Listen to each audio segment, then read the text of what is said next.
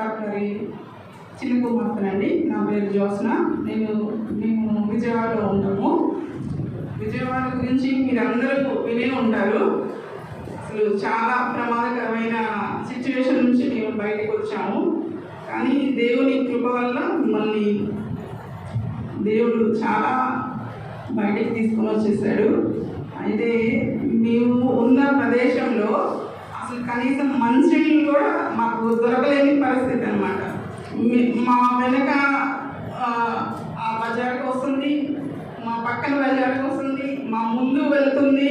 కానీ మేమున్న ప్రదేశానికి మాత్రం కనీసం ఫుడ్ కానీ వాటర్ కానీ కనీసం అసలు ఏమీ లేని పరిస్థితి అన్నమాట. కానీ దేవుడు అసలు ఎంత గొప్పవారంటే నిజంగా మాకు అద్భుత కార్యంగా అసలు మాకైతే అన్ని సమకూరిని. కానీ ఎంతోమంది పాపం అన్నం లేని పరిస్థితి నుంచి మంచినీళ్ళు లేకుండా కూడా చాలామంది ఉన్నారు. కానీ మాకైతే దేవుడు చాలా అద్భుతంగా అసలు మాకు అన్ని సమకూర్చారండి. కానీ మాకైతే 4 రోజుల నుంచి అసలు కరెంట్ లేదు, అసలు మాకు కమ్యూనికేషన్ లేదు. అసలు కనీసం ఎవరికైనా ఫోన్ చేసి ఇలా చెప్తున్నాము, ఇలా ఉన్నాము, మా పరిస్థితి ఇది అని చెప్పే పరిస్థితి కూడా లేదు.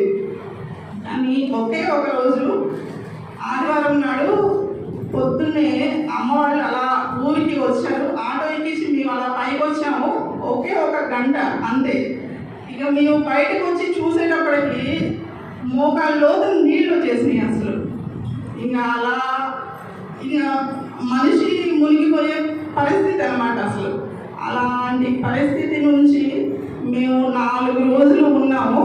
4 రోజులు దేవుని కృప వల్ల మేము అసలు చెప్పలేము అన్నమాట మా పరిస్థితి అన్నమాట.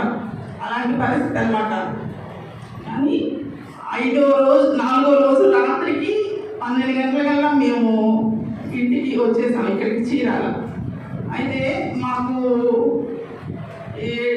6 గంటలకల్లా మేము బ్రిడ్జి మీద వచ్చేస్తుంటే అసలు ఫ్లైఓవర్ ఎక్కాము.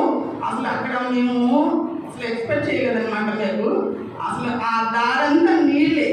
అసలు మేము అలాగే నడుచుకొని వచ్చేసేసి అక్కడ ఆటో కూడా అసలు లేని పరిస్థితి అన్నమాట.